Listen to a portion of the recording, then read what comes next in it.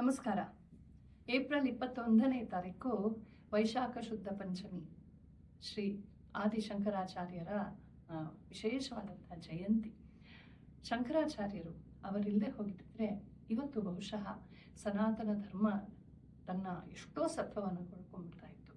ಅವರು ಬಂದ ಕಾಲಘಟ್ಟದಲ್ಲಿ ಸಾಕಷ್ಟು ಒಳಗಿನ ಆಂತರಿಕವಾದ ದೋಷಗಳು ಬೆಳೆದಿದ್ವು. ನಾವು ಗೊಬ್ಬರ ಹಾಕಿ ನೀರು ಹಾಕಿ ಹೊಲವನ್ನು ಚೆನ್ನಾಗಿ ಬೆಳೆಸ್ತೀವಿ, ಹೊಲ ಬೇಕು, ಬೆಳೆ ಬೇಕು ಅಂತ. ಆದರೆ ಅದರ ಜೊತೆಗೆ ಕಳೆನೂ ಬೆಳೆಯುತ್ತೆ. ಬೆಳೆ ಕೂಡ ಹಸಿರಾಗೇ ಇರುತ್ತೆ, ಕಳೆನೂ ಹಸಿರಾಗೇ ಇರುತ್ತೆ. ಯಾವುದನ್ನು ಉಳಿಸ್ಕೋಬೇಕು, ಯಾವುದನ್ನು ಬೆಳೆಸ್ಕೋಬೇಕು ಅನ್ನೋದು ಒಬ್ಬ ನುರಿತ ರೈತನಿಗೆ ಗೊತ್ತಿರುತ್ತೆ. ಹಾಗೆ ಸಮಾಜವು ಬೆಳೆದಂತೆ, ಕಾಲವು ಮುಂದುವರೆದಂತೆ ಒಂದಷ್ಟು ದೋಷಗಳು ಆಂತರಿಕವಾಗಿ ಬಂದರೆ ಒಂದಷ್ಟು ಬಹಿರಂಗದ ಪ್ರಭಾವದಿಂದ ಉಂಟಾಗುತ್ತೆ. ನಮ್ಮ ಭಾರತ ದೇಶವು ಆಂತರಿಕವಾಗಿ ಬೇಕಾದಷ್ಟು ಕ್ಲೇಶಗಳಿಗೆ ಸಿಕ್ಕಿ ಹಾಕಿಕೊಂಡಿತ್ತು. ಮತ್ತು ವೈದಿಕ ಆಚಾರಗಳ ಜೊತೆಯಲ್ಲಿ ವಿಚಾರ ಎಲ್ಲೋ ಒಂದು ಕಡೆ ಹಿನ್ನೆಲೆಗೆ ಹೊರಟು ಹೋಗಿತ್ತು. ಆಚಾರ ವಿಚಾರ ಎರಡೂ ಬೇಕು ಅಂತ ಅದಕ್ಕೆ ಹೇಳೋದು. ವಿಚಾರ ಆಚಾರದೊಂದಿಗೆ ಸೇರ್ಕೊಳ್ದೆ ಹೋದರೆ ಅದು ಮೌಢ್ಯವಾಗಿ ಬಿಡುತ್ತೆ.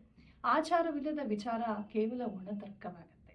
ಈ ಎರಡು ಬುದ್ಧಿ, ಹೃದಯ ಮತ್ತು ಪ್ರಯೋಗ, ಕರ್ಮ ಮೂರು ಸೇರಿದಾಗ ಮಾತ್ರವೇ ಒಂದು ಬಹಳ ಸ್ವಸ್ಥವಾದಂಥ ರೀತಿಯಲ್ಲಿ ಧರ್ಮ ಸಾಗೋದಕ್ಕೆ ಸಾಧ್ಯ. ಇದು ಶ್ರುತಿ ಕಾಲದಿಂದಲೂ ಮುಂದೆ ಸ್ಮೃತಿಕಾರರಲ್ಲೂ, ರಾಮಾಯಣ ಮಹಾಭಾರತ ಕಾಲಗಳಲ್ಲೂ, ಪುರಾಣಗಳಲ್ಲೂ ಮತ್ತು ಮಧ್ಯಯುಗದಲ್ಲೂ ಸಾಕಷ್ಟು ನೋಡಿದ್ದೀವಿ. ಎಲ್ಲ ಕಾಲದಲ್ಲೂ ಮಹಾತ್ಮರು ಹುಟ್ಟಿ, ಪ್ರಾಜ್ಞರು ಹುಟ್ಟಿ ಸಮಾಜದ ಈ ಕಳೆಗಳನ್ನು ತೆಗೆದು ಬೆಳೆಯನ್ನು ಉಳಿಸಿಕೊಟ್ಟಿದ್ದಾರೆ. ಆದರೆ ನಮ್ಮ ಆದಿಶಂಕರಾಚಾರ್ಯರು ಬಂದಿದ್ದು ಮಾತ್ರ ತುಂಬ ವಿಶಿಷ್ಟವಾದಂಥ ಒಂದು ಕಾರ್ಯಕ್ಕಾಗಿ. ವೇದಾಂತಗಳ ತಾತ್ಪರ್ಯ ಎಲ್ಲೋ ಒಂದು ಕಡೆ ಹಿನ್ನೆಲೆಯಲ್ಲಿ ಉಳ್ಕೊಂಡ್ಬಿಟ್ಟಿತ್ತು. ಯಾವುದೋ ಒಂದು ಕರ್ಮಠದ ಒಂದು ಅತಿಯಾದ ಕರ್ಮದ ಒಂದು ಗೀಳಿನಲ್ಲಿ ಅಥವಾ ಕೇವಲ ಜಡವಾದ ಪಾಂಡಿತ್ಯದ ಪ್ರದರ್ಶನದಲ್ಲಿ ಅಥವಾ ಬರೀ ಭಯದಿಂದ ಕೂಡಿದಂಥ ಭಕ್ತಿಯಲ್ಲಿ ಅಲ್ಲಲ್ಲಿ ಹರಿಹಂಚಿ ಹೋಗಿದಂಥ ಸಮಾಜಕ್ಕೆ ನೋಡಿ, ಭಕ್ತಿಯಾಗಲಿ, ಕರ್ಮವಾಗಲಿ, ವೇದಾಂತವಾಗಲಿ, ತರ್ಕವಾಗಲಿ ಎಲ್ಲಕ್ಕೂ ಕೂಡ ಸೂತ್ರಪ್ರಾಯವಾಗಿರುವಂಥದ್ದು ವೇದಾಂತದ ಒಂದು ಉನ್ನತೋನ್ನತವಾದಂಥ ತತ್ವಕಲ್ಪನೆಗಳು ಅಂತನ್ನೋದನ್ನು ತೋರಿಸ್ಕೊಡುವಂಥ ಒಂದು ವ್ಯಕ್ತಿ ಬೇಕಿತ್ತು. ಹಾಗಾಗಿ ಶಂಕರಾಚಾರ್ಯರು ಎಷ್ಟು ವಿಶೇಷ ನೋಡಿ. ಅಷ್ಟವರ್ಷೇ ಚತುರ್ವೇದಿ, ದ್ವಾದಶೇ ಸರ್ವಶಾಸ್ತ್ರವಿತ್, ಷೋಡಶೇ ಕೃತವಾನ್ ಭಾಷ್ಯಂ, ದ್ವಾತ್ರಿಂಶೇ ಮುನಿರಭ್ಯಗಾತ್ ಅಂತ. 8 ವಯಸ್ಸಿನಲ್ಲೇ ಅವರು ಚತುರ್ವೇದಿಗಳಾಗಿದ್ದರು. 5 ವರ್ಷಕ್ಕೆ ಉಪನಯನ ಗರ್ಭ ಪಂಚಮದಲ್ಲಿ ಮತ್ತು ವೇದಾಂತಗಳ ಶಾಸ್ತ್ರಗಳ ಸರ್ವಸಾರವನ್ನು ತಿಳಿದು ಅದರ ತಾತ್ಪರ್ಯವನ್ನು ಅರಿತು ಅದರ ಕುರಿತಾಗಿ ಭಾಷ್ಯವನ್ನು ಬರೆದು 32ನೇ ವಯಸ್ಸಿನಲ್ಲಿ ಅವರು ದೇಹವನ್ನು ಬಿಟ್ಟು ಹೊರಟು ಬಿಟ್ಟರು.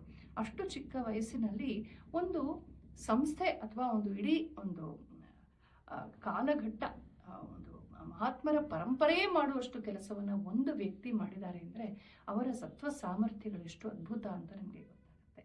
ಒಂದು ದೈವಿಕ ಶಕ್ತಿ ಅವರ ಮೂಲಕ ಬಂದು ಇದನ್ನು ಮಾಡಿಸಿದೆ ಅಂತ ಒಂದು ಸ್ಪಷ್ಟವಾಗುತ್ತೆ. ಅಂತಹ ಶಂಕರಾಚಾರ್ಯರನ್ನ ನಾವು ಪದೇ ಪದೇ ಸ್ಮರಿಸಬೇಕು.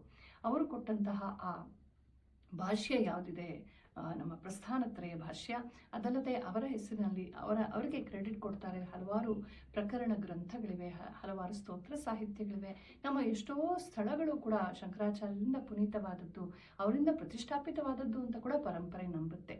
ಒಟ್ಟಾರೆ ಎಲ್ಲ ಜ್ಞಾನ ವಿಚಾರದ ಆಸೆ ಇರುವಂಥವ್ರಿಗೂ, ಭಕ್ತಿಯ ಲೋಕದಲ್ಲಿ ವಿಹರಿಸುವವ್ರಿಗೂ, ಕರ್ಮಾದಿ ಪ್ರಯೋಗಗಳನ್ನು ಮಾಡುವವ್ರಿಗೂ ಅಥವಾ ಧರ್ಮದ ನಿಶ್ಚಯ ಇಟ್ಕೊಂಡು ಜೀವನ ನಡೆಸಬೇಕು ಅಂತನ್ನುವ ನಮ್ಮಂಥ ಸಾಮಾನ್ಯರಿಗೂ ಎಲ್ಲರಿಗೂ ಒಲಿಯುವಂಥ ರೀತಿಯ ಸಾಹಿತ್ಯವನ್ನು, ಒಂದು ದರ್ಶನವನ್ನು, ಭಾಷ್ಯವನ್ನು, ಒಂದು ವೇದಾಂತದ ದಿಕ್ಕನ್ನು ಶಂಕರಾಚಾರ್ಯರು ಕೊಟ್ಟಿದ್ದಾರೆ. ಹಾಗಾಗಿ ಶಂಕರಾಚಾರ್ಯರನ್ನ ನಾವು ಕೇವಲ ಮಠಗಳಿಗೆ ಅಥವಾ ಪಂಡಿತರ ವಲಯಕ್ಕೆ ಮೀಸಲಾಗಿಡದೆ ನಮ್ಮ ಹೃದಯಕ್ಕೆ ಹತ್ತಿರವಾಗಿಸ್ಕೋಬೇಕು. ಅವರು ಕೊಟ್ಟಂತಹ ತತ್ವಗಳು, ಅದರಲ್ಲೂ ಅವರ ಬಹಳ ಸುಂದರವಾದಂಥ ಪ್ರಶ್ನೋತ್ತರ ರತ್ನಮಾಲಿಕಾ ಇರ್ಬೋದು, ಮೋಹ ಮುದ್ಗರ ಅಂತ ಕರೆಸ್ಕೊಳ್ಳುವಂಥ ಭಜಗೋವಿಂದಂ ಇರ್ಬೋದು, ಇವುಗಳೆಲ್ಲ ಪ್ರತಿಯೊಬ್ಬರ ಹೃದಯಕ್ಕೂ ಕೂಡ ಬಹಳ ಬಹಳ ಅರ್ಥಪೂರ್ಣವಾದ ರೀತಿಯಲ್ಲಿ ನಮ್ಮ ಸನಾತನ ಧರ್ಮದ ಧರ್ಮಾರ್ಥ ಕಾಮ ಮೋಕ್ಷಗಳ ಸ್ವರೂಪವನ್ನು ತಿಳಿಸುತ್ತೆ. ಇಂಥ ಆದಿಶಂಕರಾಚಾರ್ಯರನ್ನ ನಾವು ವಿಶೇಷವಾಗಿ ಮನವಿಟ್ಟು ಅರಿತು ಭಾವಿಸಬೇಕು, ಪೂಜಿಸಬೇಕು. ಅವರು ಕೊಟ್ಟಂಥ ಕೊಡುಗೆ ತುಂಬ ದೊಡ್ಡದು. ಅಂತಹ ಶಂಕರ ಪರಂಪರೆಯೂ ಅಷ್ಟೇ. ಅಲ್ಲಿ ಬಂದಂಥ ಜಗದ್ಗುರುಗಳು ಕೂಡ ಒಬ್ಬರಿಗಿಂತ ಒಬ್ಬರು ತಪಸ್ವಿಗಳು, ಮಹಾಮೇಧಾವಿಗಳು ಮತ್ತು ಲೋಕ ಕಾರುಣ್ಯಯುಕ್ತರು. ಈ ಪರಂಪರೆ ನಾಡಿಗೆ ಕೊಟ್ಟಿರುವಂಥದ್ದು ಅಸಾಧಾರಣವಾದಂಥ ಯೋಗದಾನವಾಗಿದೆ. ಅದನ್ನು ಸ್ಮರಿಸ್ತಾ ನಾವೆಲ್ಲರೂ ಏಪ್ರಿಲ್ 21ನೇ ತಾರೀಕು ವಿಶೇಷವಾಗಿ ಬಹಳ ಭಕ್ತಿಯಿಂದ, ಪ್ರೀತಿಯಿಂದ ಮತ್ತು ಅರಿತು ಶಂಕರ ಜಯಂತಿನ ಆಚರಿಸೋಣ. ಶಂಕರ ಜಯಂತಿಯ ಹಾರ್ದಿಕ ಶುಭಾಶಯಗಳನ್ನೆಲ್ಲರಿಗೂ ಕೋರ್ತೀನಿ. ನಮಸ್ಕಾರ.